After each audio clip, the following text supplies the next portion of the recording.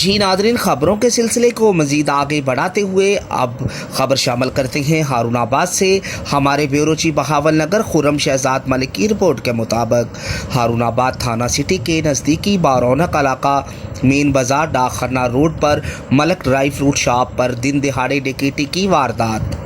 3 कस नामालूम डाकू मोटरसाइकिल पर सवार आए और आते ही गन पॉइंट पर 4.5 लाख रुपए की नकदी लूट कर हवाई फायरिंग करते हुए फरार होने में कामयाब हो गए, जिसकी वजह से मकामी दुकानदारों, ताजर बरादरी,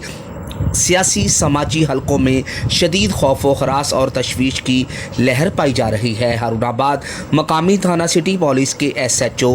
सजाद अहमद सिंधु मौका पर पहुंचे और मलक ड्राई फ्रूट के ऑनर मलक नदीम से तमाम सूरत हाल पूछी और जाए वक़ुआ से तमाम शवाहद इकट्ठे करके तफ्तीश के अमल का बाकायदा आगाज़ कर दिया है।